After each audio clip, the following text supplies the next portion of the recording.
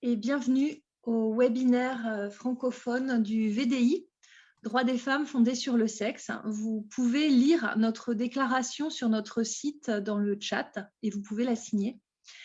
Alors aujourd'hui, la séance, elle est placée sous le signe des bonnes nouvelles, des initiatives enthousiasmantes, un procès gagné et des bonnes résolutions.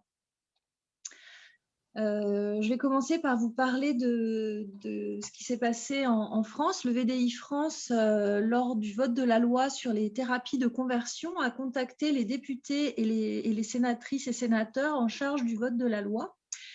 Et les 3 députés qui ont répondu à notre invitation ont été très étonnés d'apprendre ce qu'on avait à leur apporter.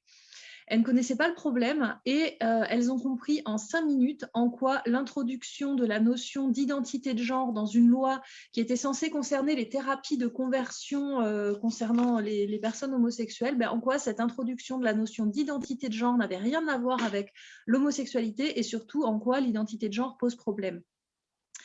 On a aussi récemment envoyé un dossier à la Mivilude, c'est la mission interministérielle de vigilance et de lutte contre les dérives sectaires, parce qu'en fait, en écoutant les témoignages des détransitionneuses et des désisteuses et les témoignages d'anciennes militantes transactivistes qui décrivaient les techniques de recrutement, de manipulation, d'isolement et de mise sous emprise de jeunes filles, ça nous a amené à penser qu'il s'agissait d'une dérive sectaire. Donc, je vous invite à écouter les témoignages de rebelles du genre, notamment le tout dernier, et puis, bon, ça va être dans le chat, hein.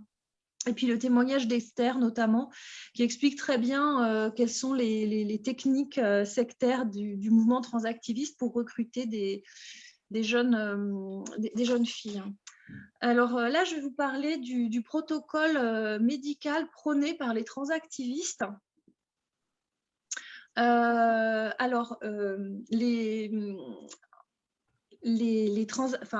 Les transactivistes nous disent qu'il faut prendre en compte les enfants transgenres parce que les enfants transgenres, ce seraient des enfants qui auraient une identité de genre différente de leur sexe assigné à la naissance. Et ces enfants transgenres, selon les transactivistes, se suicideraient et leur suicide serait lié au fait qu'on ne respecte pas leur identité de genre. Nous, ce qu'on répond, c'est très grave en fait. Quand des enfants se suicident, c'est très grave. Et il faut absolument empêcher ça. C'est un vrai problème. On est d'accord avec eux là-dessus. Si des enfants se suicident, c'est un problème. Pour empêcher une épidémie de suicide, comme tout problème, nous, ce qu'on considère, c'est qu'on tente d'avoir une démarche rationnelle et une démarche scientifique. Et jusqu'ici, la démarche rationnelle et scientifique, c'est la plus efficace pour comprendre un phénomène et pour y remédier. Comme on est rationaliste, on considère qu'avant de chercher une explication à un phénomène, ici des enfants trans, il faut vérifier que ce phénomène existe. On ne peut pas trouver une cause à un phénomène qui n'existe pas. Ça, c'est la démarche rationnelle. Avant de chercher une cause, on vérifie que le phénomène existe. Donc, est-ce qu'il existe une catégorie d'enfants qui serait par essence transgenre et qu'on aurait méconnu jusque dans les années 2000 à peu près? Ça pose question. Avant, ils n'existaient pas, ces enfants. Maintenant, il y en a de plus en plus. Et en plus, on nous dit qu'ils se suicident. Donc, c'est grave qu'ils se suicident, mais c'est quand même étonnant. Donc, est-ce que ces suicides sont liés à la transidentité? Est-ce que l'identité de genre existe? Ça, on n'a jamais réussi à le prouver. On n'a jamais pu prouver qu'il y avait une âme féminine ou une âme masculine. On n'a jamais pu prouver qu'il y aurait une identité genrée et immatérielle qui serait extérieure au corps. Et surtout, on n'a jamais pu définir à quoi ça pouvait correspondre. Et ça, ce serait aux transactivistes de démontrer que ça existe. Et de le démontrer et non pas de l'affirmer.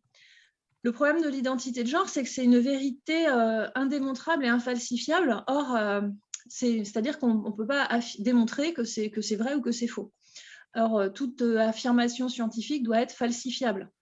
Sinon, ce n'est pas une affirmation scientifique, mais c'est une croyance. Quand il y a des vérités scientifiques, il faut pouvoir les démontrer, potentiellement démontrer que c'est faux. Tu voulais dire vérifiable, en fait. Tu as dit falsifiable, Marie.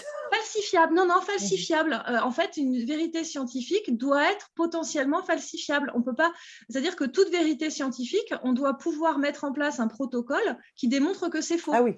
Alors, si on n'arrive pas à démontrer que c'est faux, Ça ne veut pas dire que c'est vrai, mais c'est le principe d'une vérité scientifique, c'est qu'elle doit être falsifiable. L'existence de Dieu, on ne peut pas prouver que Dieu n'existe pas. Donc, ça ne peut pas être une vérité scientifique, c'est forcément une croyance. Donc, on est dans l'ordre de la croyance comme pour l'existence de Dieu. Bon, alors admettons, ça on met ça de côté, on admet qu'il existe des enfants trans et que ces enfants se suicideraient, ce qui est très grave, parce qu'ils ne reçoivent pas les traitements médicaux. Pour tout traitement médical, il y a un traitement il faut qu'il y ait un protocole pour vérifier, d'une part, définir de manière objective ce qu'on cherche à traiter. Un traitement pour le cancer, par exemple, ça nécessite des méthodes pour diagnostiquer le cancer. Donc là, ce n'est pas le cas dans le cadre de la transidentité. Et ensuite, il faut un protocole pour vérifier, d'une part, que le traitement n'est pas dangereux, deuxièmement, qu'il est efficace, et démontrer si les bénéfices sont supérieurs aux risques.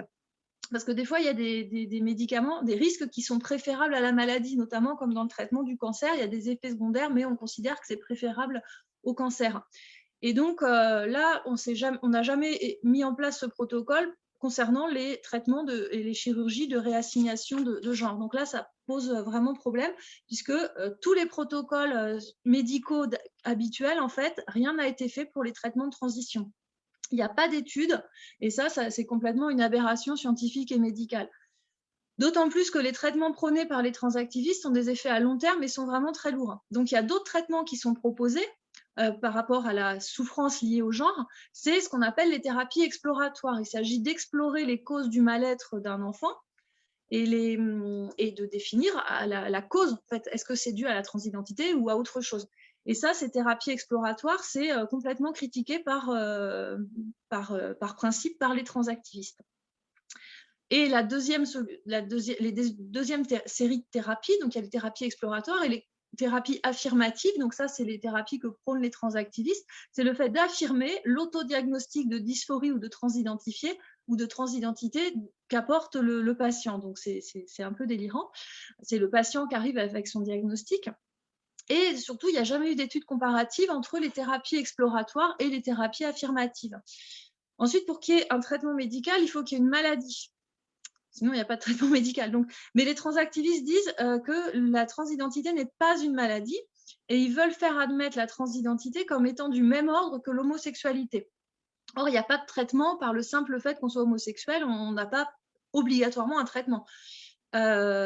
Contrairement à ce qu'ils disent de la transidentité, qui ne serait pas une maladie, mais qui nécessiterait systématiquement un traitement. Donc, être trans, ce ne serait pas une maladie, mais ça entraînerait un besoin de traitement. Pourtant, la dysphorie, elle est quand même reconnue médicalement comme une souffrance psychique, donc comme une maladie diagnostiquée par les médecins. Mais les transactivistes refusent le diagnostic et se déclarent plus compétents que la médecine à diagnostiquer la dysphorie, qu'ils confondent avec le fait d'être trans, puisque le fait d'être trans, ça peut inclure plein de situations, notamment le fait de ne pas se conformer aux stéréotypes, donc ça, ce qui n'est effectivement pas une maladie, puisque ça ne fait pas souffrir en soi de ne pas se conformer aux stéréotypes, et qui n'a rien à voir avec la dysphorie. Alors, ils ont le droit de remettre en cause l'autorité médicale, ils ont le droit de remettre en cause tout ce qu'ils veulent, mais si on ne se fie pas à l'autorité médicale et à la démarche scientifique, on ne peut pas, dans le même temps, réclamer de la médecine des traitements lourds. Donc, rien n'empêche les transactivistes de traiter la dysphorie, donc qui ne serait pas une maladie, avec des traitements homéopathiques qui ne nécessitent pas de prescription médicale. Là, il n'y aurait pas de problème. Et puis ensuite, dernier point, avant de réfléchir aux causes d'un phénomène, il faut voir s'il existe. Est-ce qu'il existe réellement des enfants transgenres? Si oui, pourquoi ce phénomène est nouveau? Est-ce que les enfants dits transgenres se suicident plus, ce qui serait vraiment un problème? Mais ça, pour l'instant, on ne le sait pas. Et surtout, est-ce que la transition médicale permettrait de diminuer le nombre de suicides? Parce que c'est quand même ça le but, en fait, de faire en sorte que les enfants ne se suicident pas. Et qu'est-ce qui permet efficacement de diminuer le nombre de suicides? Qui est un vrai problème très grave. Donc, le prochain webinaire sera sur la fabrique de l'enfant transgenre. On va en parler. D'où vient cette idée d'enfant transgenre? Il y a un livre que je ne sais pas si vous voyez de Caroline Aliachev et Céline Masson sur la fabrique de l'enfant transgenre. Donc, et aussi, voilà, en France, l'Académie de médecine met en garde sur les surdiagnostics de dysphorie d'enfants transgenres et met en garde aussi sur la surexposition aux réseaux sociaux qui pourrait être une des raisons de cette explosion de demandes de transition. Et on n'a toujours pas de protocole pour vérifier que les traitements sont utiles et voilà, tout ce que j'ai expliqué sur les protocoles médicaux, et surtout pas de recherche pour réellement faire baisser le nombre de suicides, qui est quand même le but de toute personne adulte vis-à-vis des enfants. Je vais maintenant laisser la parole à Ghislaine, hein, qui va nous parler d'une enquête américaine. Donc voilà, je laisse la parole à Ghislaine. Oui, alors bonjour à toutes. Merci Marie. Je vais continuer un peu. Je vais continuer sur le thème que vient d'aborder Marie. Et puis je vais vous donner quelques bonnes nouvelles à ce sujet-là. Et puis j'aimerais aussi préciser que par rapport au prochain webinaire sur la fabrique de l'enfant transgenre dont vient de vous parler Marie, eh bien les autrices de ce livre, c'est-à-dire Céline Masson et Caroline Eliachef, sera parmi nous. Alors, ça aussi, ça fait partie des bonnes nouvelles de la journée. Autre bonne nouvelle de la journée, bien ici au Québec, c'est la fête des mères. Alors, je souhaite à toutes les femmes du Québec, les mères du Québec, un bon anniversaire, et à vos mères, pour celles qui n'ont pas d'enfants. Alors, cette semaine, pour continuer sur le thème de Marie, les protocoles de traitement de la dysphorie du genre. Alors, est parue cette semaine dans la revue américaine Pediatrics, qui a publié les résultats d'une recherche intitulée Gender Identity 5 Years After Social Transition, que je traduirais par l'identité de genre, 5 ans après la transition sociale. Donc, les auteurs de cette recherche ont publié que les résultats de cette recherche, qui portait sur 317 jeunes ayant fait une transition sociale. Alors, ils ont démontré que 94% d'entre eux qui avaient fait une transition à un âge précoce, c'est important quand même de le préciser, avaient persisté dans leur transition 5 ans après. Il me semble que l'âge moyen était autour de 6 ans là, pour cette transition, cette étude-là. Alors, dans cette étude, il y avait, comme on s'y attend maintenant, 2 fois plus de jeunes filles, de jeunes enfants féminins, dysphoriques, que de garçons. Ce qui est, on le sait, est contrairement le double du ratio, c'est une inversion en fait, c'est une inversion de ratio de ce qu'était la dysphorie du genre avant 2006. Et les 2/3 avaient reçu des inhibiteurs de puberté et ou des hormones de l'autre sexe, ensuite, là, après la transition sociale. Alors, cette étude soulève autant de questions qu'elle fournit de réponses.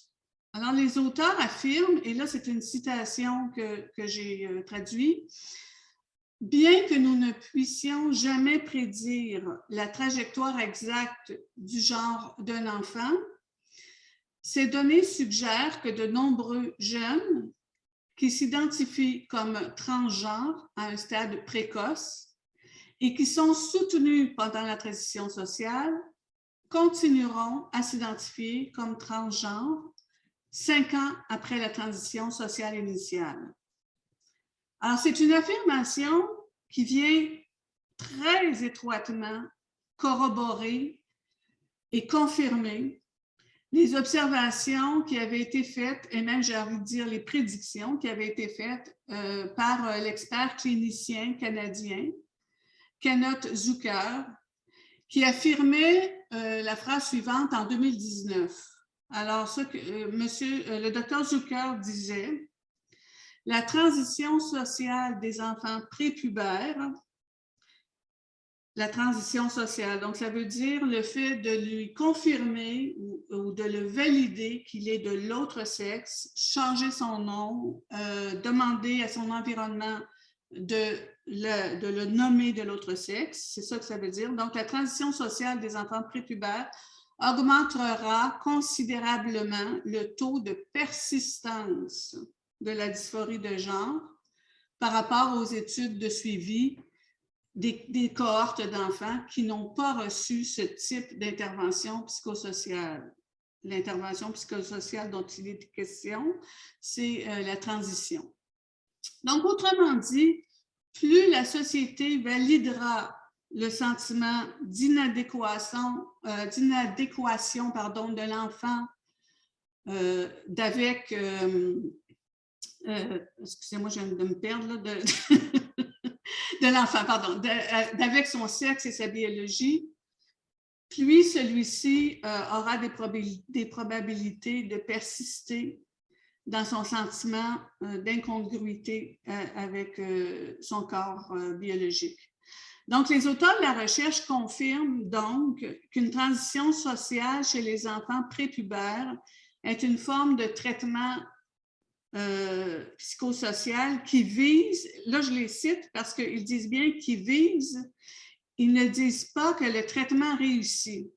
Ils disent que le traitement vise à réduire la dysphorie de genre, mais qui a pour conséquence probable de les soumettre à des traitements biomédicaux ultérieurs tout au long de leur vie et potentiellement à des chirurgies, ce que nous savions déjà. Alors, les conclusions de cette recherche démontrent que la transition sociale d'un enfant cimente vraiment une identité transgenre et qu'elle exclut d'autres options, notamment l'émergence et l'acceptation d'une homosexualité latente ou la résolution de la dysphorie de genre. Alors, les conclusions indiquent aussi que la transition sociale augmente les probabilités d'intervention médicale. C'est ce que ça veut dire finalement. Alors, cette étude a de sérieuses implications, vous le comprendrez, notamment sur la gestion des enjeux dans les écoles et l'environnement scolaire. Alors, quand on comprend donc, on est obligé de comprendre et de tenir cette conclusion, c'est que plus un enfant, plus l'école favorise la transition sociale, plus il affirme l'enfant, plus il cimente la dysphorie de genre chez cet enfant, plus l'enfant va persister. Alors, on pense en France, je pense particulièrement là, à la circulaire Blanquer, qui est destinée au protocole et aux politiques, comment traiter les enfants qui ont de la dysphorie de genre, qui se réclament de notre sexe. Alors, la façon dont sont perçus et interprétés les taux de persistance, de désistement et de transition est très différente, évidemment, selon que vous adoptez un point de vue de militant de transactivisme ou si vous adoptez un point de vue plus clinique, disons. Alors, on pourrait, par exemple, se sentir rassuré par les statistiques de cette étude-là, à savoir qu'un faible pourcentage d'enfants ont détransitionné après 5 ans. On pourrait être rassuré parce qu'on peut se dire qu'il y aurait une certaine authenticité dans l'identité dont ces enfants-là se réclament là, et surtout qu'ils ont été bien diagnostiqués. Mais si vous vous trouvez de ce côté-ci du débat, du côté clinicien, je dis ce côté-ci, de côté plus clinicien du débat, excusez-moi, là, je recommence, excusez-moi. Alors, si vous vous trouvez de ce côté-là du débat, vous vous réjouissez, vous interprétez que la majorité des enfants qui le proclament sont automatiquement transgenres. Ce sentiment d'appartenance à l'autre sexe est constant, durable et permanent puisque moins de 4%, 5% détransitionnent.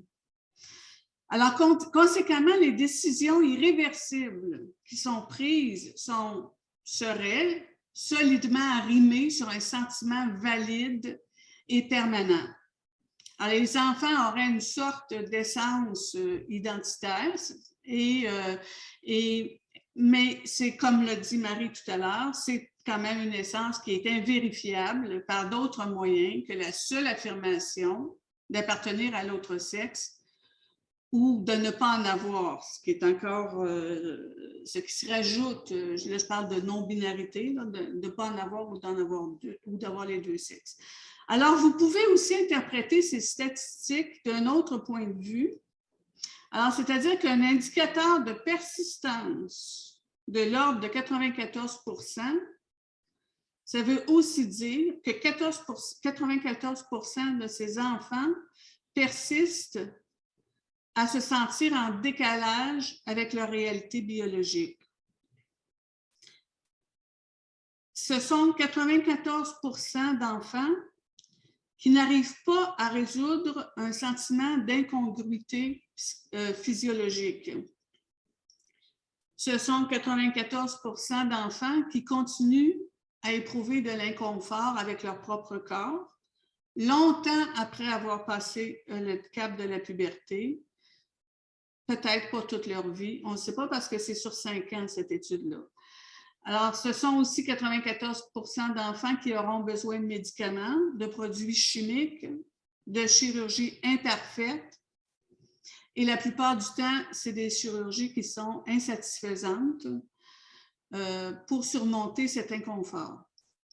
Alors, comment savoir, comme l'a amené brillamment tout à l'heure Marie, comment savoir ce qui est bénéfique pour ces enfants? Et surtout, quelle est la meilleure façon de traiter cet inconfort? Quelles sont les causes de cet inconfort? Est-ce que le traitement améliore la santé psychologique de l'enfant? Quels coûts physiologiques sont acceptables?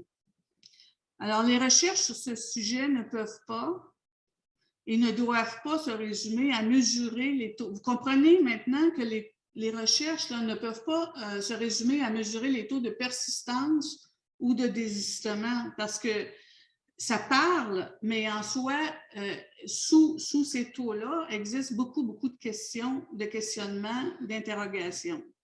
Alors, il faut que les cliniciens constatent, documentent et mesurent des résultats. Est-ce que les transitions sociales, médicales et chirurgicales sont efficaces pour soulager la dysphorie? Lesquelles le sont? Lesquelles ne le sont pas? Est-ce qu'ils le sont pour tous? Est-ce qu'au contraire, la biomédicalisation exacerbe la détresse? Est-ce que les hormones de l'autre sexe ont les mêmes effets sur les garçons et sur les filles? Quelles sont les causes de la dysphorie? Sont-elles les mêmes chez les garçons et chez les filles? Peut-on appliquer les conclusions d'études indifféremment chez les deux sexes? Ce qui a été fait d'ailleurs dans cette étude-là. Est-ce que les bénéfices compensent pour les coûts physiologiques? Est-ce que le taux de suicide ou de pensée suicidaire diminue après une transition? Parce que je pense que personne ne conteste le fait que les personnes aux prises avec la dysphorie du genre ont des taux de suicide supérieurs, mais est-ce qu'elles diminuent après le traitement qui serait une transition? Alors, a-t-on comparé l'efficacité à long terme des thérapies exploratoires dont Marie a parlé tout à l'heure et les thérapies d'affirmation sur des cohortes, avec des cohortes témoins aussi? Alors, tout ne va pas mal. Comme l'a présenté Marie, c'est la journée des bonnes nouvelles. Alors, la bonne nouvelle, je dirais, et même l'excellente nouvelle, et l'espoir sur ce sujet nous vient, comme bien souvent d'ailleurs, du Royaume-Uni en ce début d'année 2022. Alors, le rapport provisoire, peut-être que plusieurs d'entre vous ont surveillé. Moi, je l'attendais depuis fin 2019-2020. Il devait sortir en 2020. On est 2 ans plus tard. Alors, ça fait un bout de temps que je l'attends, ce rapport-là.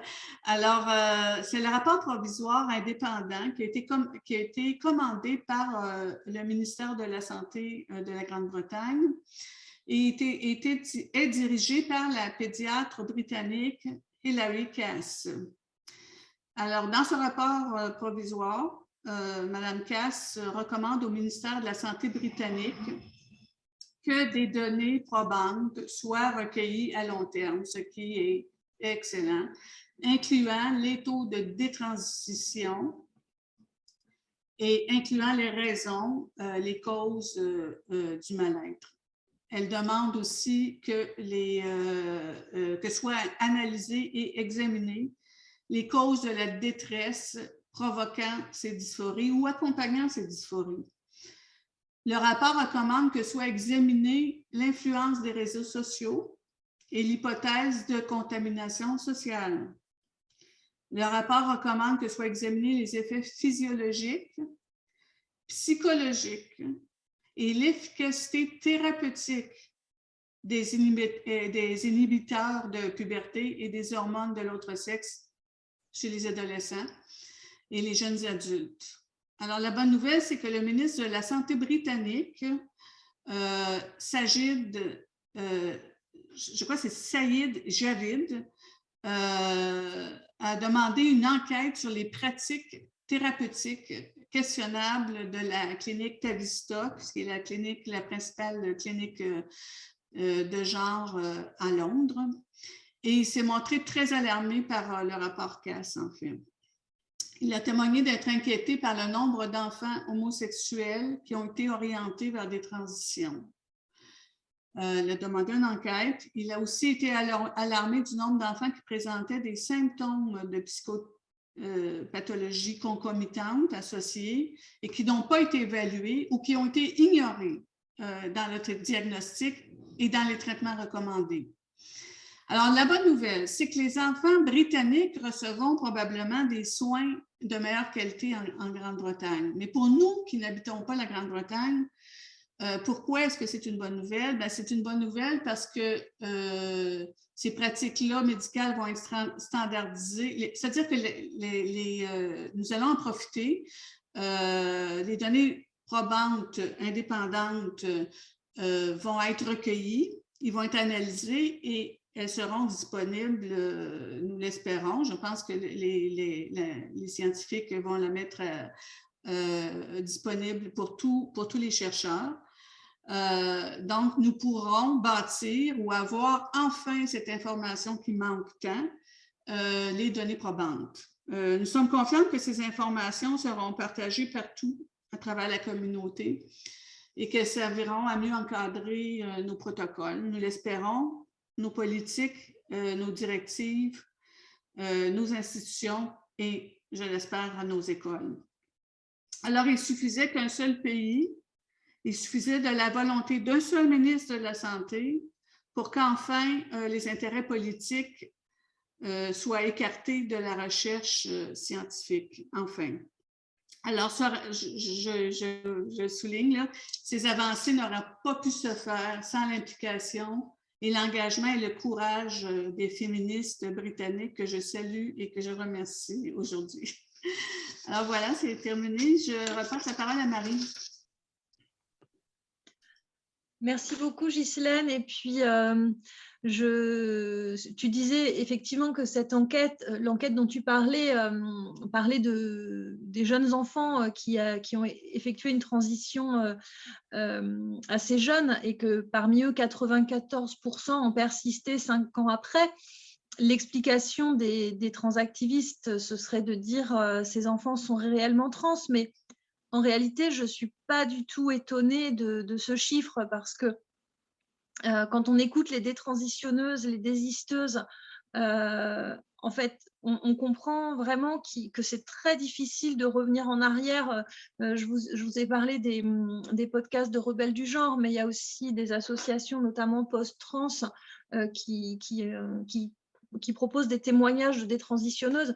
Il faut comprendre que c'est pas rien de transitionner. Le mouvement transactiviste fait en sorte d'inciter les jeunes à rompre avec leurs familles qui sont présentées de toute façon comme des gens méchants. Et puis du coup, très rapidement, les jeunes transactivistes se retrouvent dans une communauté dans laquelle il y a la menace qui plane d'être assimilée au TERF, sachant que si une personne est assimilée TERF, ben, ensuite vont s'en suivre des menaces, des insultes et des violences. Donc, quand on fait partie d'une communauté, qu'on a été coupé du reste du monde et qu'on est dépendant de cette communauté, on n'a pas du tout intérêt à changer d'avis. Surtout que voilà, beaucoup de personnes trans n'ont plus de contact qu'avec les personnes de la communauté trans. Et puis aussi, en fait, tout le monde prend des décisions parfois en pensant que c'est une bonne décision pour soi dans le but d'aller mieux. Et puis, ben, des fois, on se trompe, ça arrive à tout le monde. Mais dans le cas d'une transition, c'est une décision tellement énorme. Il a tellement fallu parler à sa famille, essayer de les convaincre que oui, oui, oui, c'est une très bonne solution, que c'est très, très dur déjà de s'avouer à soi-même qu'on s'est trompé quand on est allé très loin. Et puis, c'est difficile de dire, de revenir vers sa famille et de dire, ben, en fait, je me suis trompée. Donc, en fait, tout ça, ça rend difficile le fait de revenir en arrière. Voilà. Et puis aussi le fait que quand on a pris des traitements hormonaux, revenir en arrière, ça demande un suivi médical également, et que pour l'instant, il n'y a pas grand-chose au niveau médical pour les détransitionneuses. Donc voilà pourquoi ce chiffre ne m'étonne pas vraiment en fait. Maintenant, je vais passer la parole à Stéphane, qui est militante au VDI et qui va nous parler de la situation en Suisse et des enfants médicalisés. Bonjour, bonsoir. Je veux juste rebondir un peu. Merci Ghislaine et Marie pour ces rapports. Par rapport à ce qui s'est passé à l'étude américaine, c'était donc des petits enfants. Et c'est quand même important de savoir que la plupart d'entre eux, vu que l'âge moyen c'était entre 6 et 12 ans, n'étaient pas passés par la puberté. Et on sait que la puberté, c'est l'âge où on découvre on confirme ou on découvre en tout cas cette sexualité. Et de demander si des enfants persistent 5 ans après une transition sociale alors qu'ils ne sont pas forcément passés par la puberté ou alors qu'elle a été bloquée, moi je ne suis pas scientifique, mais c'est très, ça paraît pas très solide en fait comme constat scientifique de se dire il y a des petits enfants, on les a appelés Marie au lieu de les appeler Gaston, et on leur a donné des bloqueurs de puberté et ils sont toujours d'accord qu'on les appelle Marie. Voilà, c'est moins scientifique, mais c'est par rapport à ce qu'on entend les détransitionneurs et les détransitionneuses nous dire, c'est que vraiment de passer par la puberté et d'atteindre l'âge adulte leur a permis de se rendre compte qu'ils avaient fait le mauvais choix. Ensuite, je vais vous parler de la Suisse, mais je voulais juste rebondir aussi sur les autres bonnes nouvelles, parce qu'en Suisse, c'est plus une petite anecdote, mais en Suède, le Conseil national de la santé, en février, a pris position, enfin, ça faisait 1 an depuis la décision de l'hôpital Karolinska, qui, lui, avait décidé de cesser de donner des hormones aux mineurs. Et la Suède s'est donné 1 an pour décider que faire au niveau national, et ils ont décidé d'encadrer très strictement, en fait, l'hormonothérapie aux mineurs, ça ne peut se faire que dans le cas de recherche et d'études.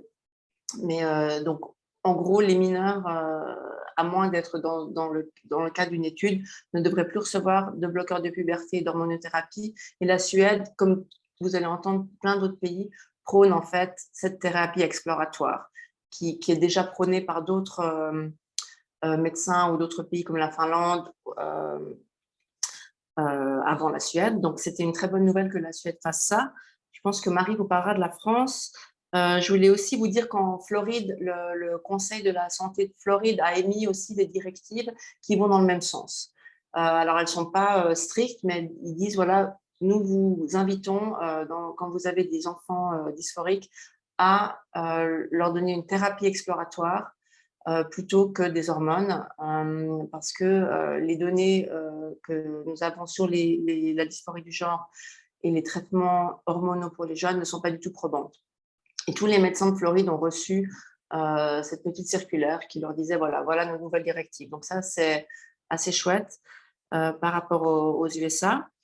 Je voulais aussi vous dire qu'il y a un livre américain qui était sorti, je crois, en 2020, qui était le livre de l'année du journal The Economist qui s'appelait en anglais Irreversible Damages de Abigail Shrier, qui vient de sortir en français. Il s'appelle Dommages irréversibles, comment le phénomène transgenre séduit les adolescentes. Et ce livre était vraiment important quand il est sorti. Il a vraiment contribué à ce que le public découvre en fait ce qui se passait au niveau des traitements médicaux des jeunes en questionnement, de cette augmentation exponentielle des jeunes filles qui n'existait pas avant. Il n'y avait pas de jeunes filles qui s'identifiaient comme étant de l'autre sexe ou comme étant transsexuelles, et maintenant on dirait transgenre. Et Abigail Shrier était une des premières à sonner l'alarme, à interroger des personnes trans adultes, des détransitionneuses, des médecins, et notamment la chercheuse Lisa Littman qui avait fait cette première étude sur qui venait des parents qui disaient voilà, mon enfant s'est identifié transgenre après avoir passé beaucoup de temps sur les réseaux sociaux. Et celle qui a, Lisa Littman, elle avait dit, ça s'appelle ROGD, ça veut dire la dysphorie de genre à déclenchement rapide, qui est un titre ou un nom très contesté par les milieux transactivistes, mais il n'empêche qu'ils ne peuvent pas réfuter le fait que, peu importe comment on l'appelle, il y a de plus en plus d'adolescents et d'adolescentes, et notamment de jeunes filles, qui tout d'un coup se disent être de l'autre sexe, voire, comme a dit Ghislaine, d'aucun sexe, étant non-binaire. Donc ce livre sort en France, traduit. Recommandez-le, lisez-le et faites-le lire, parlez-en autour de vous parce que c'est vraiment un livre qui permet de bien comprendre le phénomène, qui est un peu plus long, mais qui contient des témoignages que le livre La fabrique de l'enfant transgenre de Caroline Eliachef et Céline Masson, dont je vais vous parler maintenant, juste pour vous dire qu'en Suisse, la bonne nouvelle, c'était que la semaine passée, le Centre de psychanalyse de Suisse romande avait invité Caroline Eliachef et Céline Masson à présenter La fabrique de l'enfant transgenre à leurs membres. La conférence devait se tenir à l'Université de Genève. J'étais là en tant que militante féministe et aussi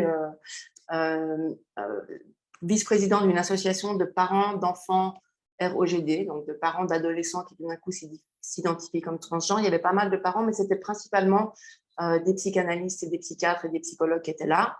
Et la conférence n'avait pas encore commencé, c'était sur Zoom et en présentiel, qu'une petite bande de transactivistes assez jeunes est arrivée avec des casseroles, un mégaphone et a interrompu, a fait un grand discours sur la transphobie, le meurtre, que tout le monde voulait les tuer, que ça n'allait pas avoir lieu, qu'on ne débattait pas avec les transphobes. Ils avaient un grand signe qui disait la transphobie tue. Ils ont scandé plusieurs fois psy, transphobe, assassin.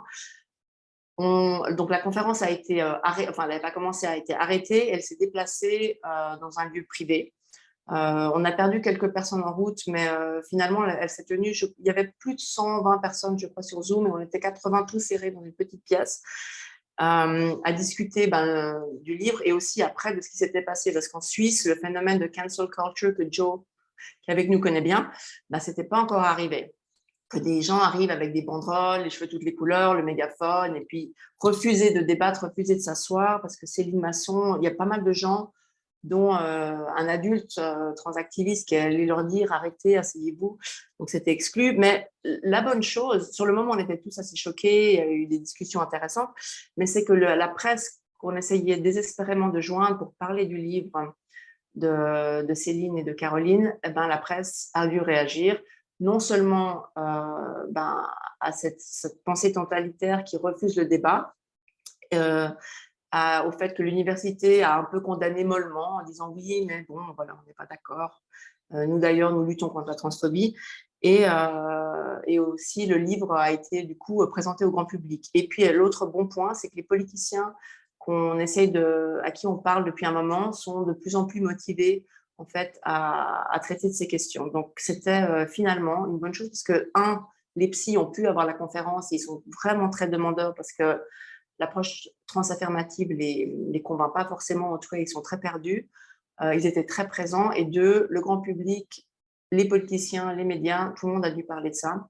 Donc voilà, ça c'était une bonne nouvelle sur fond de cancel culture. Et je crois que j'ai dit tout ce que j'avais à vous dire ce soir. Merci. et à très bientôt. Je repasse la parole à Marie.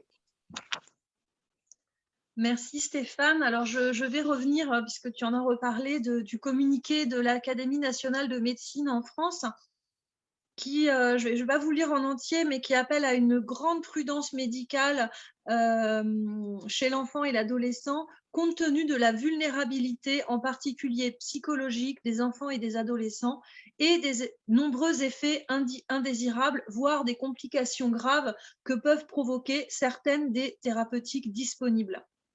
Et il rappelle les décisions récentes de l'hôpital universitaire de Karolinska de Stockholm d'interdire l'usage des bloqueurs d'hormones. Ils appellent à une réserve quant à l'usage des bloqueurs d'hormones ou bloqueurs du sexe opposé, et rappellent que les traitements chirurgicaux, donc mastectomie et les traitements chirurgicaux sur l'appareil génital externe, ont un caractère irréversible. Il parle aussi du risque de surestimation diagnostique, en disant que ce risque est réel, comme en atteste le nombre croissant de jeunes adultes transgenres souhaitant détransitionner. Donc, ils en parlent. Il convient donc de prolonger autant que faire se peut la phase de prise en charge psychologique. Donc, c'est toujours l'Académie nationale de médecine qui parle. Il recommande un accompagnement psychologique aussi long que possible des enfants et adolescents exprimant un désir de transition, et un accompagnement de leurs parents. En cas de persistance, une prise de décision prudente dans le cadre d'une réunion de concertation pluridisciplinaire, et la promotion de recherches cliniques, biologiques et éthiques, trop rares en France à ce jour à ce sujet. Et il rappelle que la vigilance des parents, enfin les parents doivent être vigilants face aux questions de leurs enfants sur la transidentité ou leur mal-être, et il souligne que le caractère addictif de la consultation excessive des réseaux sociaux, néfaste au développement psychologique des jeunes, et que ces réseaux sociaux sont responsables d'une part très importante de la croissance du sentiment d'incongruence de genre. Donc voilà, je pense que l'Académie nationale de médecine est très claire. Je vais passer la parole à Blandine du VDI France et de Rebelles du genre. Bonjour, bonjour à toutes et à tous. Donc moi, je vais faire un petit point assez rapide sur une... Vous m'entendez? Est-ce que c'est bon? On m'entend bien? Oui? Oui, on t'entend. Ok. Un point assez rapide sur le podcast, l'émission basée sur les témoignages que nous avons initié il y a quand même bientôt 1 an maintenant, parce qu'en fait, l'idée nous est venue au mois de juin dernier. Et on a pris un temps important de réflexion, de conception, etc., pour pouvoir faire un produit un peu intéressant, et qui maintenant donc, publie depuis le 4 novembre, c'est-à-dire 6 mois. On vient de fêter nos 6 mois de publication. Donc, chaque semaine, 1 à 2 témoignages. En fait, on a publié pour le moment 32 témoignages depuis en 6 mois. Voilà, donc c'est un travail, bon, vous imaginez ou vous imaginez peut-être pas d'ailleurs, c'est un travail assez considérable. Mais la bonne nouvelle, c'est que c'est un travail qui paye, en fait, qui paye parce que, qu'est-ce qu'on peut en dire? On peut en dire que, là, j'ai zappé, donc j'espère que vous m'entendez toujours, parce que je suis sur mon ordi, je regarde mes statistiques. Oui, on t'entend. Alors, on est principalement on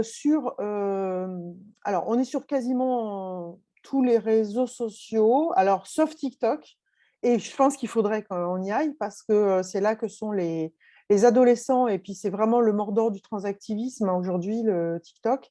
Mais on a un peu des sueurs froides à l'idée d'aller là-dessus.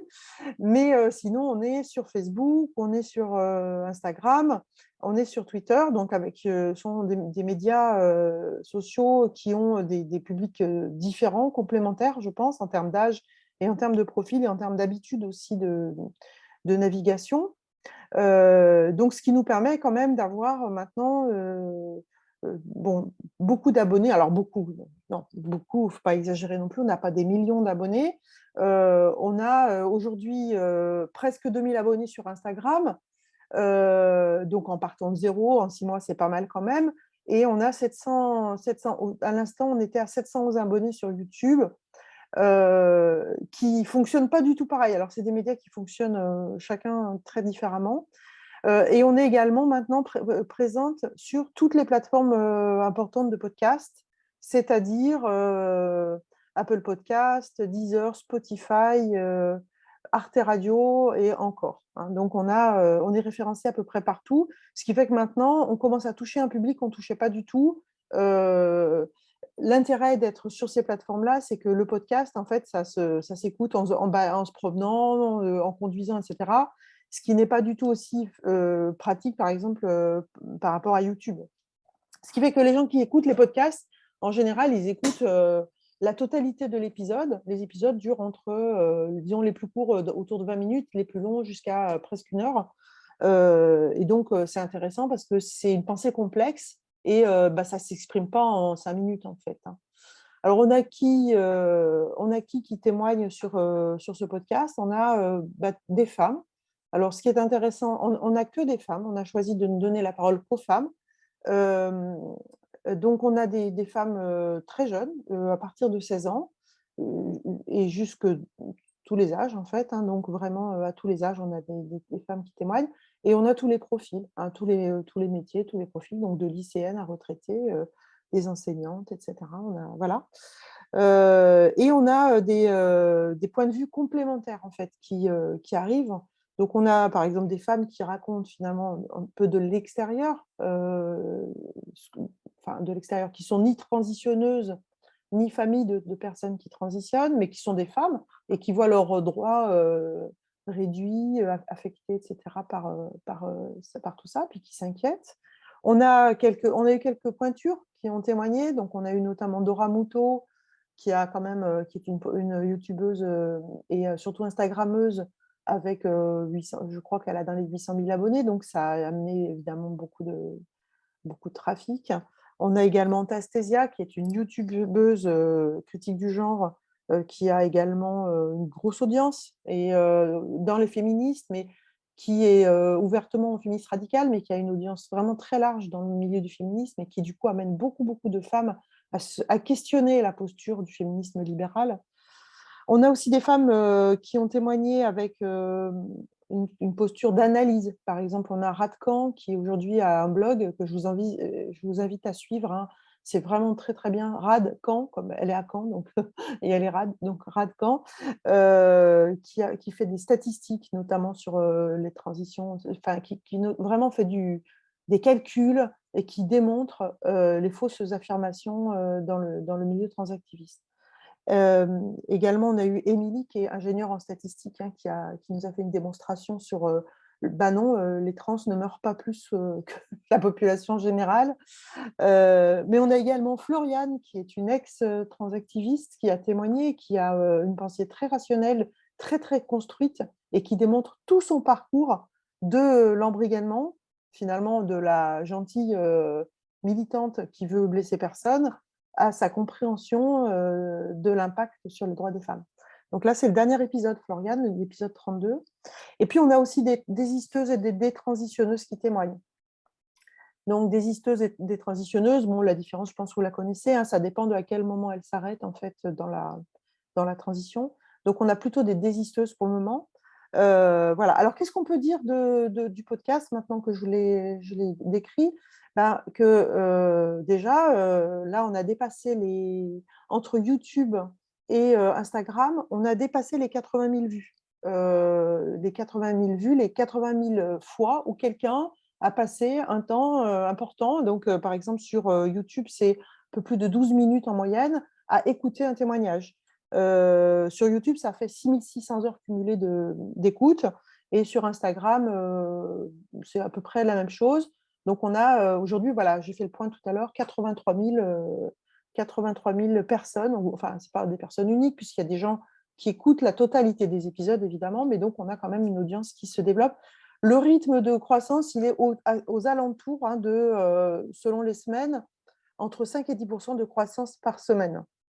Alors, ça veut dire que, en fait, même si on ne fait rien, en fait, le podcast, il trouve son audience et on voit tous les jours des nouveaux abonnés qui arrivent.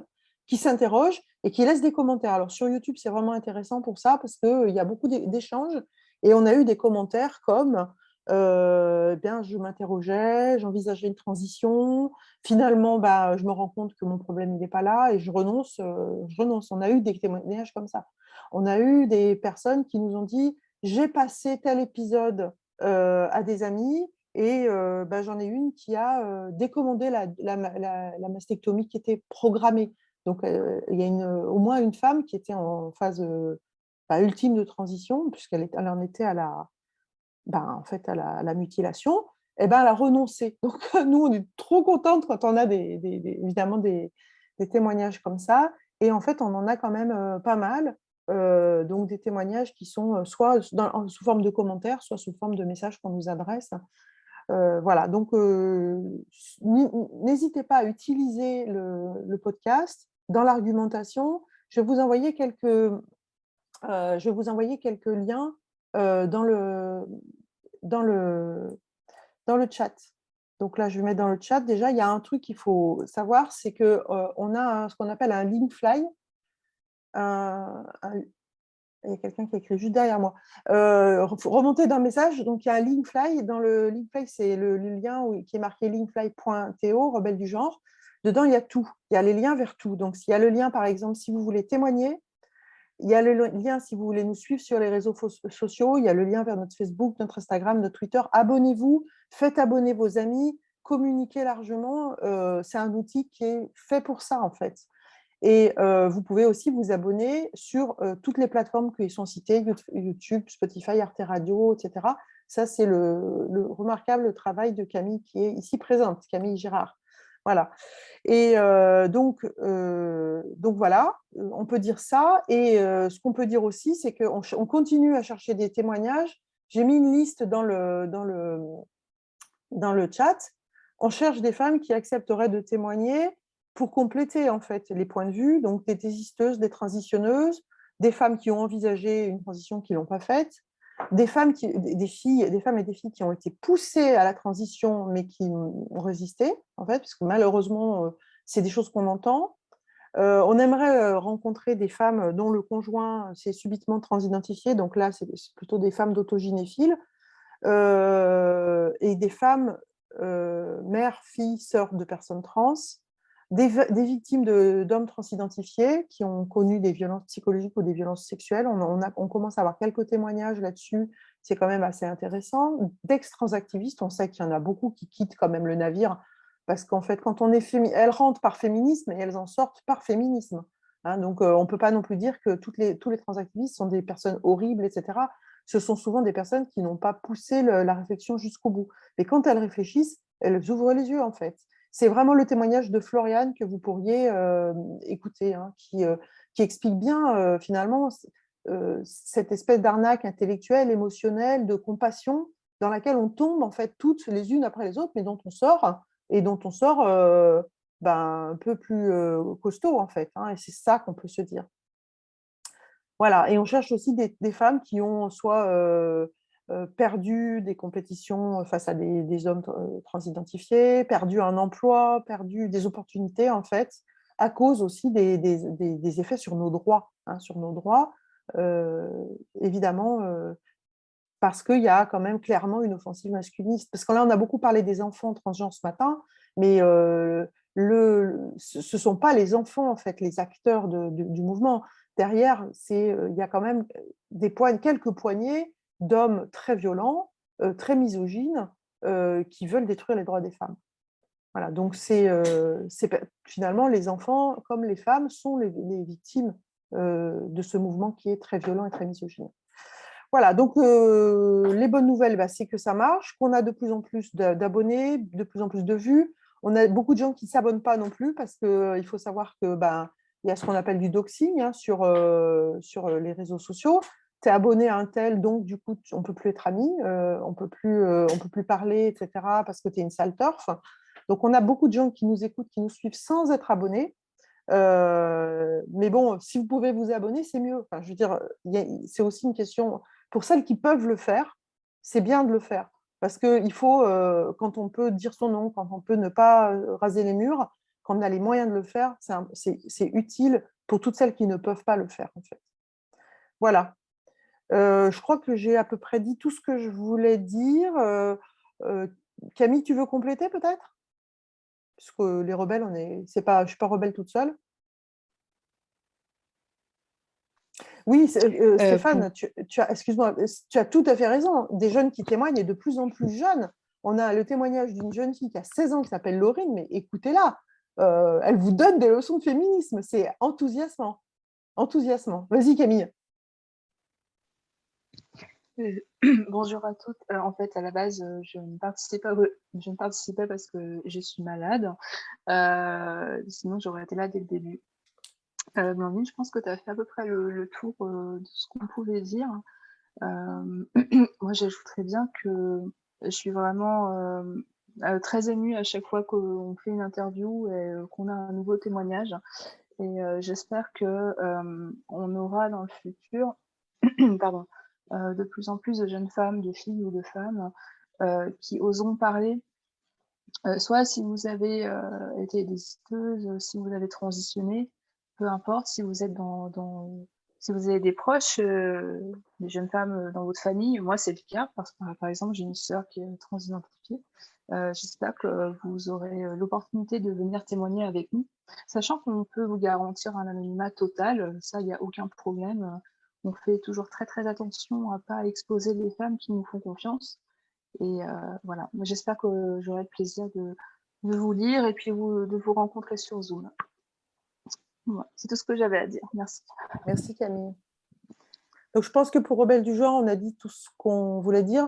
La bonne nouvelle aussi, je vais vous dire franchement, c'est que la petite équipe que nous sommes est très soudée et que ça fait vraiment du bien de sentir qu'on fait quelque chose qui marche quand même dans un océan de désolation et d'inquiétude en fait. Voilà, donc au moins, enfin voilà, on a le sentiment de ne pas rien faire. C'est déjà énorme. Merci Blandine et merci Camille. Alors, on avait dit qu'on parlait de bonnes nouvelles, et on va continuer puisque Valérie Pelletier revient pour nous dire qu'elle a gagné son procès. Valérie Pelletier, elle est aussi connue sous le nom d'artiste Legal Tender. C'est une militante féministe radicale québécoise de 41 ans, femme bisexuelle qui pratique consciemment le lesbianisme politique depuis plusieurs années et choisit de ne s'associer qu'avec des femmes. Survivante de la prostitution, maintenant devenue intervenante sociale, conférencière, entrepreneur sociale et chanteuse, elle s'implique aussi avec PDF Québec pour les droits des femmes du Québec et avec le CAFES, collectif d'aide aux femmes exploitées sexuellement. Valérie va nous faire un retour sur son litige avec une organisation pour femmes qui l'avait injustement congédiée pour supposée transphobie et son récent dénouement positif après 2 ans de démarchage à la Cour des petites créances. Et elle va aussi nous parler de militance, des différentes stratégies, de l'importance selon elle de la non-violence, de l'attitude à avoir pour ne pas se retrouver drainé de son énergie vitale, du lâcher-prise et aussi des difficultés ajoutées au fait de militer à partir d'un stress post-traumatique. Elle prône notamment d'orienter ses actions de manière à se sentir irresponsable. Irréprochable, contrairement aux transactivistes qui, eux, s'en fichent complètement d'être irréprochables et qui ne se sentent pas responsables justement de leurs actes. Voilà, je te passe la parole. Allô! Je suis tellement contente que vous me réinvitiez. Pour celles qui aimeraient avoir toute l'histoire en détail, je l'avais racontée avec vous, avec votre podcast. C'était Camille qui était avec moi, qui animait, il y a 7 mois environ. Donc, si vous retournez dans l'historique des podcasts. Et puis, ben là, je vous dirais que à chaque fois que je suis avec vous, je me sens comme tellement la sororité m'envahit, puis je suis fière de chacune d'entre vous. Blandine et Camille, le travail que vous faites avec Rebelles du genre est incroyable. Les petites vidéos super chouettes que Ghislaine fait avec le WDI Québec. Vraiment, je suis émue parce que c'est fort de se sentir qu'on fait partie de quelque chose de plus grand que nous, puis qu'éventuellement, l'histoire va nous donner raison. Donc, ben, parfois, on ne perd pas notre énergie. Alors, mon combat contre mon ancien employeur qui m'avait injustement congédié pour transphobie aura duré environ 2 ans. Puis il y a eu un dénouement extraordinaire qui est vraiment dû au fait qu'il y a eu un changement complet d'administration là-bas.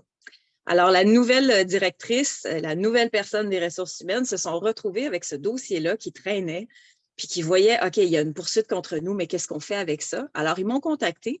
Et puis, c'était la première fois que l'organisme me contactait parce qu'à date, je n'avais eu contact qu'à travers leur firme, leur assureur, en fait, qui s'occupe des sinistres parce que je suis un sinistre. Donc, c'était leur assureur qui me disait un nom intégral à ma poursuite. Ils refusaient par 3 fois, ils ont refusé par écrit la médiation, qui a toujours été mon objectif. Mon objectif, c'était pas de me rendre en cours des petites créances, c'était vraiment idéalement d'avoir une médiation puis d'avoir une entente hors cours. Mais donc, à travers leur assureur, l'organisme refusait de me rencontrer tant que c'était l'ancienne administration. Et là, tout à coup, je reçois un appel. Premièrement, je reçois une lettre comme quoi ils ont accepté la médiation. Moi, je suis flabbergastée.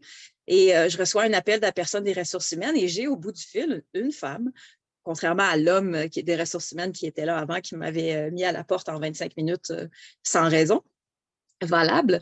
Donc là, je me retrouve à parler avec une femme qui semble avoir une humanité puis une ouverture. Puis elle m'explique qu'il y a en plus une nouvelle directrice, que tout a changé, puis que là, bon, on est en train de remettre le bateau à flot, là. Donc, alors, on est allé en médiation en avril dernier. Donc, c'est vraiment tout récent que j'ai gagné.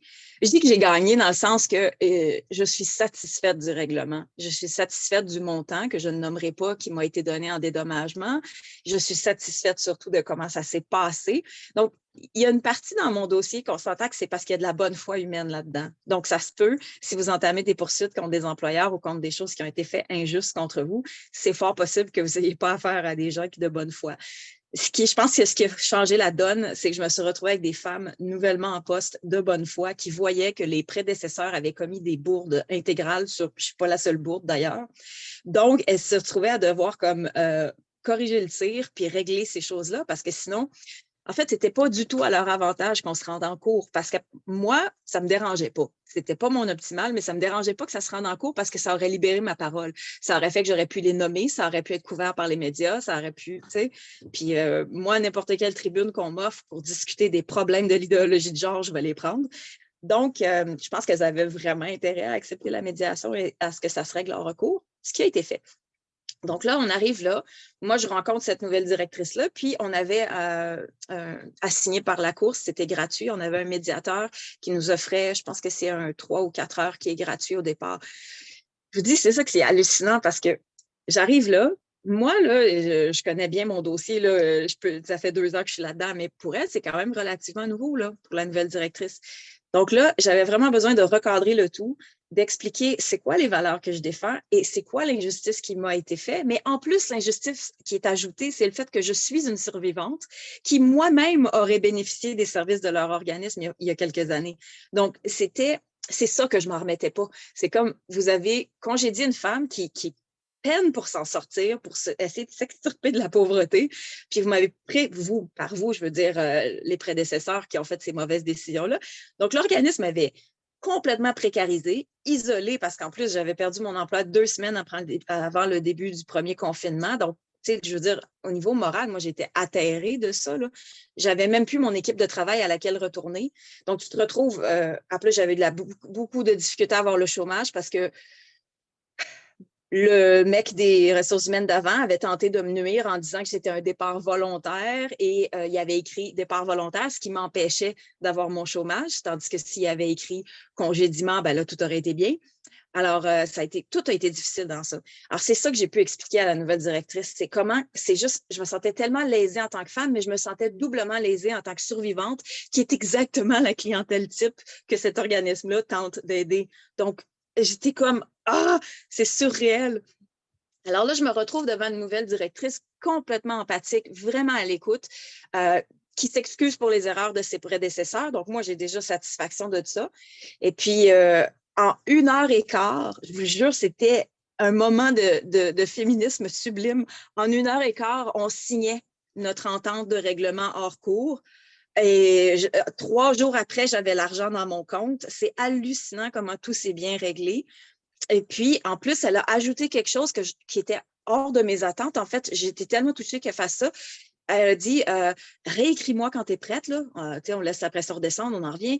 Puis quand tu es prête, réécris-moi, puis j'aimerais que tu puisses te sentir à l'aise de revenir à l'organisme, que ça soit pour juste voir tes anciens collègues ou si tu veux être bénévole, n'importe quoi. Donc, prochainement, parce que j'avais besoin, je vous expliquerai que par la suite, j'ai crashé puis j'ai eu des problèmes de santé parce que le stress, qu'il soit bon ou mauvais, ça habite dans le système nerveux puis ça nous affecte. Donc, là, prochainement, je vais retourner à l'organisme afin de revoir tous mes anciens collègues, revoir mon ancien gestionnaire, puis juste me sentir capable d'y retourner parce que c'est une ressource que j'aurais aimé avoir un lien. Et donc, c'était, en plus, bon, je m'étends là, mais moi, je suis en lancement d'entreprise depuis quelques années. Malgré ma pauvreté puis mes difficultés, j'essaie vraiment fort de lancer une entreprise d'économie sociale qui embaucherait strictement des femmes qui sortent de la prostitution dans le but de leur donner un revenu décent, des tâches agréables et décentes vraiment dans une non-hiérarchie sorore, leur offrir un contexte d'emploi qui est guérisseur, sans toute la hiérarchie, la masculinité, puis tous les risques qui viennent avec le monde du travail, qui font que les femmes préfèrent l'argent cash le jour même parce qu'elles ne sont pas capables d'attendre 2 semaines. Donc, ça fait aussi partie de mon projet d'entreprise d'être capable de payer les femmes le jour même. Parce que l'intuition que j'ai, c'est que c'est la seule façon qu'on peut vraiment compétitionner avec l'attrait de l'industrie du sexe et de l'argent. S'il vous plaît, regardez la taille de mes guillemets. Facile, c'est pas de l'argent facile, mais bon, quand tu vas perdre ton cellulaire, tu n'as plus de couche pour le bébé, qu'est-ce que tu fais? Donc, pour contrecarrer à la prostitution de survie, mon objectif, c'est de créer une entreprise d'économie sociale dans laquelle tu peux travailler à la journée, quand tu es disponible. Du genre, bon, jeudi, je suis en forme, je suis disponible, ma fibromyalgie m'atterre pas trop, je me sens capable de travailler, donc je viens donner un bloc de 4 heures. Donc, c'est ça que j'essaie de faire. Ça s'appelle le projet Boutique Legal Tender. J'ai une page sur Facebook depuis quelques années. Le projet a vraiment... c'est de plus en plus centré sur les femmes, évidemment. Au départ, je rêvais de lancer un centre communautaire. Bon, on réduit notre portée à ce qu'on pense qu'on peut créer. Donc là, ça serait une première étape qui viserait à sortir les femmes de la prostitution, mais je rêverais que ça s'ancre dans un centre plus large, multiservice, etc., en non-hiérarchie, blablabla. Je suis une anarchiste finie. Mais tout ça pour dire que ces fonds-là que j'ai gagnés le règlement de ce litige-là, ça me permet d'acheter des équipements. J'ai acheté des blocs de temps dans des ateliers d'outils partagés pour aller faire des coupes de bois, etc. Fait que là, je sens que je peux avancer. Mais ça m'amène à vous parler. Maintenant, on a compris la résolution de mon litige. C'était un moment de sororité vraiment glorieux. En fait, l'avocat nous a dit si toutes mes médiations se passaient comme ça. Il nous a vraiment dit chapeau à nous deux pour notre bienveillance, notre écoute l'une à l'autre. Puis moi, je comprends complètement son point de vue à elle aussi de se retrouver avec les problèmes de ceux d'avant. Et puis, j'ai senti, elle n'a pas eu besoin de dire qu'elle est d'accord avec moi sur la question de genre ou pas. Elle a juste dit, je comprends que c'est un sujet vraiment délicat. Et l'excuse se faisait au niveau que jamais on aurait dû te mettre à la porte pour ça. Parce que tu as le droit d'avoir tes opinions politiques dans ta vie privée. Puis de toute façon, mon opinion, elle est légitime dans un débat de société démocratique. Alors, comme vous le voyez, je ne fais jamais usage de stratégies violentes ou agressives. Donc, ça s'est tellement bien réglé. Mais par la suite, mon corps a crashé. Parce que même quand les choses arrivent et que ça va bien, c'est quand même un changement de pression. Tu drives, là, tu carbures sur une adrénaline, sur des difficultés, tu es habitué de toujours pédaler, d'avoir un sentiment d'injustice profond. Une chose qui est super belle, c'est que j'ai fait un lapsus vraiment naturel. Genre 2 jours après le règlement du litige, j'étais dans un endroit, puis je me suis permis de dire à la nouvelle personne que je rencontrais, que j'avais déjà travaillé à cet endroit-là. Tout à coup, je m'étais ressentie légitime de m'associer publiquement avec cet endroit-là et de le remettre sur mon CV. Parce que je l'avais enlevé de mon CV étant donné le litige en cours puis l'impossibilité de les citer comme référence. Donc là, c'est ça a changé la donne pour moi, mais mon corps a crashé. J'ai eu des gros problèmes de santé qui a mené à la semaine dernière à être diagnostiquée avec de la haute pression à 41 ans. C'est n'importe quoi. Apparemment, ça serait héréditaire aussi, donc c'est tout ça à prendre en compte. Et pour celles qui ne parlent pas à leur famille comme moi, ça reste intéressant, l'historique familial au niveau médical. C'est une chose qui me faisait penser, par exemple, les enfants adoptés ou les personnes qui n'ont pas accès à leur profil médical héréditaire, de savoir que une de mes jeunes cousines a commencé à faire de la haute pression il y a 3 ans, ça fait comme, OK, donc c'est vraiment dans la famille qu'on en fait. Bon, je fais des apartés, mais tout ça pour dire... J'ai envie, pour le reste du temps que j'ai, si tu peux me remettre à l'ordre, Marie, de combien de temps il me reste, j'aurais envie de discuter, entre autres, de de militance, de stratégie, de façon de porter la militance puis de le vivre dans son corps. On Et dit au moins aussi, quart d'heure. c'est parfait. Puis aussi, parler un petit peu de ce que je dis que le sentiment d'être irréprochable, c'est vraiment comme ça que j'avance dans la vie. C'est difficile parce que tu essaies d'émettre le mieux que tu peux dans l'univers. Donc, tu émets des textes dont tu es fier de ta parole, tu produis du contenu, tu t'engages dans des discussions, puis tu es fier de ta retenue. Tu es fier de ne pas te laisser emporter par la colère. Puis tout. C'est ça, ça part d'un gros travail de croissance personnelle. Ça doit faire 12 ans que je suis en thérapie, là, on and off. Puis j'ai notamment fait une thérapie de 15 semaines sur la colère parce que c'était vraiment un problème en moi. Puis là, il faut comprendre, il y a une colère qui est légitime chez les femmes. Je veux que vous soyez fâchés, mais d'être en colère au niveau de la compréhension que ça n'a pas d'allure, qu'il faut combattre des choses, ça ne veut pas dire de se faire vivre l'agitation intérieure perpétuelle qui vient avec. Donc, ce que j'engage les femmes à dire, c'est pas parce que ta colère n'est pas lancée avec tout un excès, avec le monter le ton, plutôt, ta colère n'a pas besoin d'avoir des manifestations externes. Au contraire, tu es moins bien reçu puis moins bien entendu si tu n'as pas l'air d'être dans une position de maîtrise de soi puis d'arriver avec des propos raisonnés puis calmes. Donc, c'est vraiment important de maîtriser ta colère, puis ta colère n'est pas moindre parce que tu ne l'exprimes pas avec tout l'esthétisme de la colère. Puis à la fin de la journée, quand tu te fais vivre ça en dedans, tu le vis pour vrai. Ton système nerveux central, il le vit pour vrai, puis ça te prend vraiment du temps à en redescendre. Puis certaines d'entre nous, ça nous met vraiment à risque de retomber dans de la consommation. Moi, c'est connu, c'est le cannabis. Là. Je retombe constamment dans le besoin d'automédicamenter quand je n'arrive pas à gérer bien mes émotions. Et puis, donc, ce que j'essaie de communiquer, c'est qu'à la fin de la journée, là, tant par les stratégies qu'on choisit d'utiliser dans notre militance, donc ça veut dire des stratégies non violentes, ça veut dire maîtriser sa colère, ça veut dire ne pas causer tort ou violence. Mais je ne sais pas pour vous, là, mais moi, je dors vraiment bien. Moi, je suis vraiment en paix avec tout ce que j'envoie dans l'univers parce que c'est toujours propre. Ça, c'est mon vocabulaire à moi, j'appelle ça propre versus sale. Puis je trouve que on ne peut pas me remettre des choses, puis on ne peut pas faire « oui, mais toi, là, là, là ». Je me sens irréprochable. Ça veut dire que j'ai conscience, au niveau du lâcher-prise, que j'ai aucun contrôle sur comment ce que je fais est reçu. Parce que ce que je fais est reçu d'une façon, tant qu'il n'y a pas un momentum social, que la pensée est prête à changer, je vais être reçue comme je suis reçue. Mais moi, pendant ce temps-là, avec constance, j'émets un contenu sur lequel j'ai réfléchi, j'ai vraiment appliqué une pensée critique. Je me sens super à l'aise avec tout ce que j'envoie dans l'univers. Donc, franchement, je me couche le soir puis je me sens irréprochable. Et c'est comme ça que je survis à la militance. C'est en comprenant que je n'ai du contrôle que sur mon propre output, sur ma propre émission. Je n'ai pas de contrôle sur la réception. Mais si votre émission de contenu est impeccable, il y a vraiment une paix intérieure à trouver là-dedans. Et je le sais à la fin de la journée que je suis du bon bord de l'histoire. Puis je sais que dans 10 ans, on va avoir raison. C'est pénible. Je ne dis pas que ce n'est pas souffrant, là, mais je ne peux pas comprendre, je reviens aux stratégies des transactivistes qui sont les plus violentes que j'ai jamais vues. Pire, honnêtement, parce que bien avant de militer contre le transactivisme, contre l'idéologie de genre, je militais pour l'abolition de la prostitution, qui devrait être mon premier et seul unique combat. Par contre, on fait diversion parce que là, on arrive avec la GPA. Il y a tout le temps quelque chose qui nous fait déraper et perdre des droits des femmes. Donc, je n'ai pas le choix d'être sur tous les différents combats parce que si on le comprend conceptuellement, c'est un seul et même combat. C'est le patriarcat sous différentes manifestations esthétiques chiantes et obnubilantes sur lesquelles il faut réagir. Donc là, moi, dans la question de la prostitution, je trouvais déjà les stratégies des pro-travail du sexe super violentes. Ça va de nous insulter, nous injurier, puis pas prendre en compte qu'en fait, on est presque toutes des survivantes, là, les militantes pour l'abolition. Soit on est des survivantes, soit on est des femmes qui comprennent que la prostitution touche tout le monde. Et puis, je vais faire un aparté aussi pour dire que moi, j'en ai marre de ce clivage-là. J'ai pas envie d'être... Richard, c'est pas très aidant. J'ai pas envie d'être dans le clivage des sortes de femmes, de dire moi, j'ai le vécu dans mon corps, donc je suis plus légitime. Moi, j'ai beaucoup de respect quand je vois, par exemple, quand j'ai la chance de parler dans les écoles, puis je vois une jeune de 16 ans qu'elle n'a pas eu besoin de vivre la prostitution dans son corps pour comprendre que c'est de la merde, que c'est l'enfer, puis que ça va lui créer un trauma duquel elle va devoir se remettre.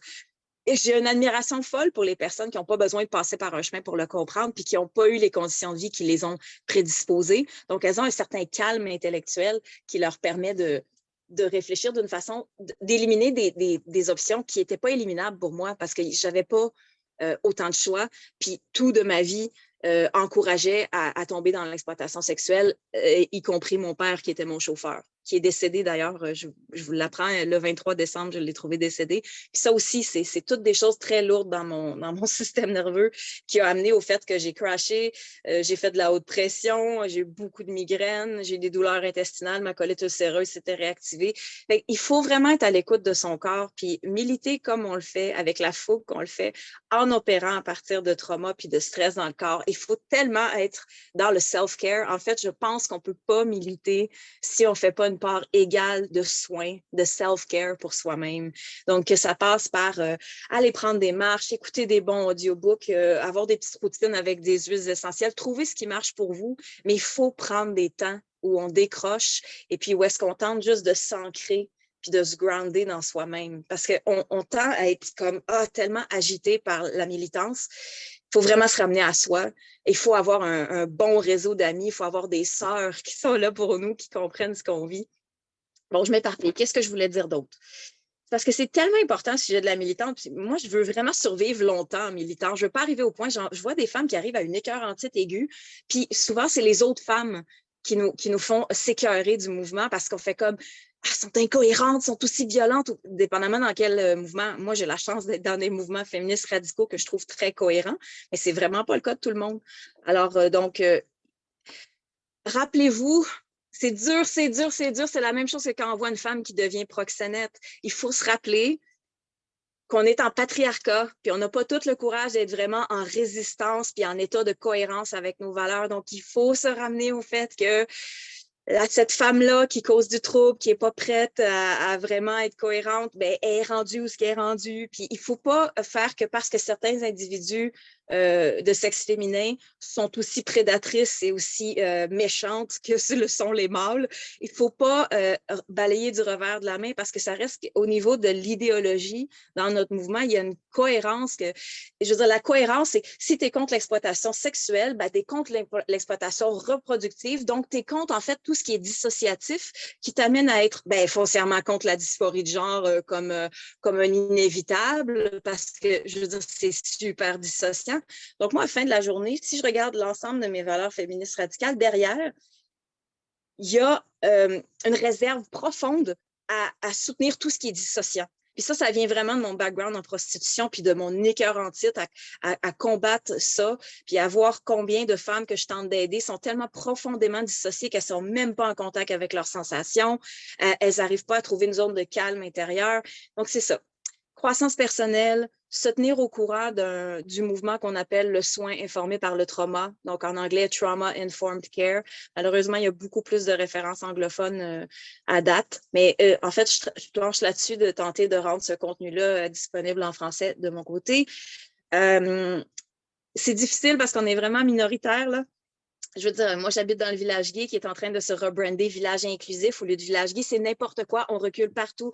L'effacement des femmes, l'effacement des lesbiennes, les dommages qui sont causés à nos jeunes. C'est sans fin. Donc, vous avez raison d'être en colère. Il faut être en colère. Mais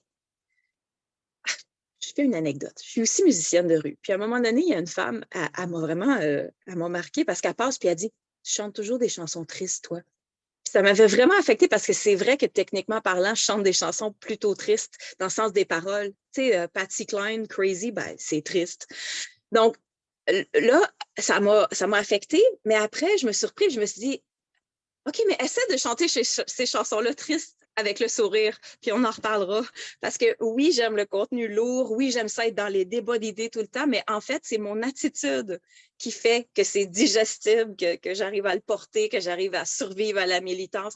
Donc, c'est ça que j'essaie de vous communiquer. Ça me bouille dans la tête depuis à peu près 1 an là, de discuter de militance et de comment ils survivent.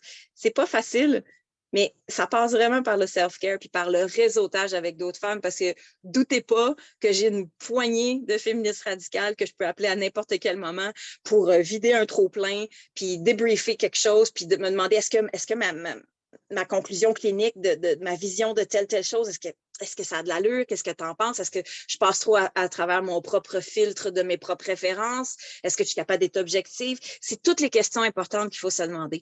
Si vous faites un travail à la fois intellectuel rigoureux et que vous prenez soin de vos émotions, c'est un lieu extrêmement stimulant, la militance, là. Moi, j'aime vraiment ça. Puis je vous aime. Fait que j'ai fait le tour de tout ce que je voulais dire. Je prône foncièrement la non-violence pour ce que ça dit de nous. Parce que de s'abaisser aux stratégies des agresseurs, que ce soit le doxing, que ce soit le harcèlement, les insultes misogynes, non, c'est non parce que ça nous change, nous, à l'intérieur. Donc voilà, c'est ce que je voulais vous partager aujourd'hui, puis je vous aime. Merci Valérie. Mais on va arriver à la fin de ce webinaire, mais voilà, c'était le webinaire Bonne Nouvelle, donc merci.